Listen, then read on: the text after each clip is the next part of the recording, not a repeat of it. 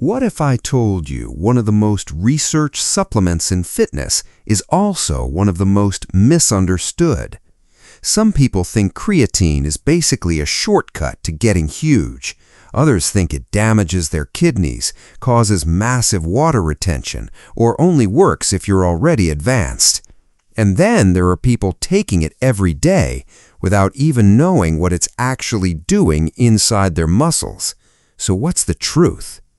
Today, we're breaking down creatine from the ground up, what it does, how to take it, what mistakes to avoid, and how to actually use it to support muscle growth. And by the end, you'll know whether creatine deserves a place in your routine. Let's start with the biggest mistake. People often think creatine builds muscle directly. It doesn't. Creatine isn't a replacement for training, protein, calories, or recovery.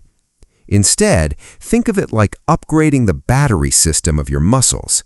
Your muscles use a molecule called ATP for short bursts of intense activity. The problem?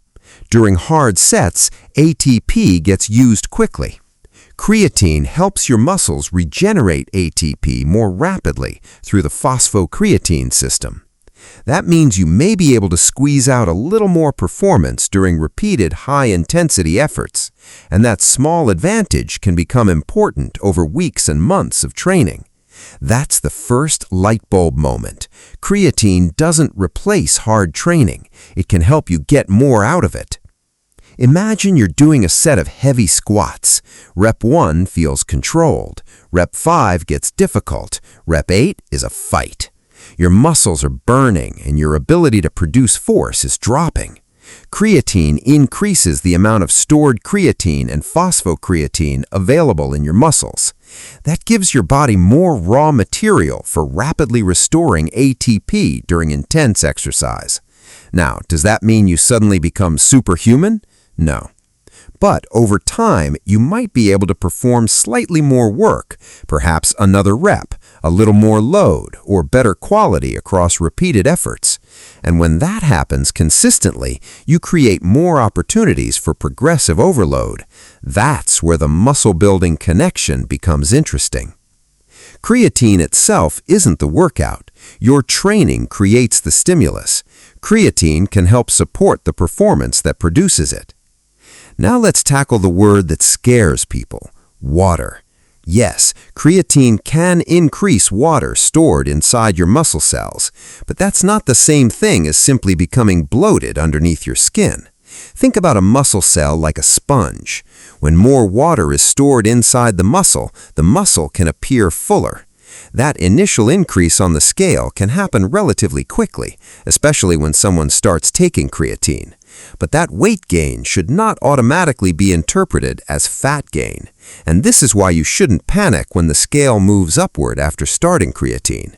Look at the bigger picture: your body weight, gym performance, measurements, and progress over time. Don't let one number decide whether the supplement is working. Now comes the question almost everyone asks: how much creatine do you actually need? For most healthy adults, the simplest evidence-based approach is remarkably boring: about 3 to 5 grams of creatine monohydrate per day. No complicated cycling is required, no need to take it only on workout days, and you don't need to constantly change the dose. Creatine works by gradually increasing your muscle creatine stores, so consistency matters more than trying to find the perfect minute to take it. Morning, after your workout, with lunch, it's much less important than simply remembering to take it regularly. Think of it like brushing your teeth. The magic isn't in the exact time you do it. The magic is in doing it consistently. Here's where things get interesting. You may have heard about a creatine loading phase. That usually means taking a larger daily amount for several days to saturate muscle stores more quickly, followed by a maintenance dose. It can work, but here's the important part: you don't have to load. Taking a normal daily dose will also increase muscle creatine stores. It simply takes longer. So if you want simplicity, 3 to 5 grams a day is enough for most people.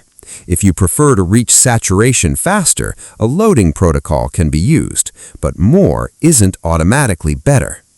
This is one of the biggest mistakes in supplement culture. People assume that if a little helps, a lot must help more. That logic doesn't apply here. And now we get to the part where marketing gets noisy. You'll find creatine capsules, creatine blends, fancy formulas, special delivery systems, and products promising dramatically better results. But when it comes to evidence and practicality, creatine monohydrate is the standard choice. It's extensively studied, effective, and usually inexpensive. You don't need the most complicated product on the shelf. You need something you can consistently take. And here's another key point. Creatine is not a substitute for adequate nutrition.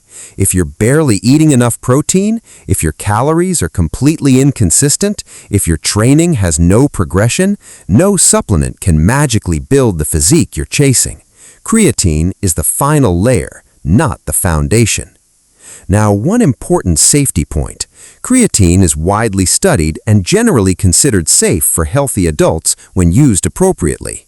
But if you have a medical condition, kidney disease, are pregnant or breastfeeding, are taking medications that may affect kidney function, or simply have concerns about supplementation, talk with a qualified healthcare professional before using it. And remember, more supplements don't equal more results. Start with the fundamentals. Train intelligently. Eat appropriately. Sleep, recover. Then use supplements to complement that foundation. So here's the real truth about creatine. It's not magic, it's not a steroid, it's not a replacement for discipline, and it's not something that builds an impressive physique while you sit on the couch. Creatine is much simpler than that. It helps support your muscle's energy system during high-intensity exercise. And if that helps you train a little harder, perform a little more work, and progress more consistently over time, those small advantages can add up. So if you're a healthy adult looking to support strength and muscle growth, the simple approach is creatine monohydrate, around 3 to 5 grams per day. Take it consistently. And focus first on training, nutrition, sleep, and progressive overload. Now here's your challenge. For the next 30 days, stop chasing complicated supplement hacks. Train with intention, track your lifts, hit your protein target, recover properly, and if creatine is appropriate for you, take it consistently.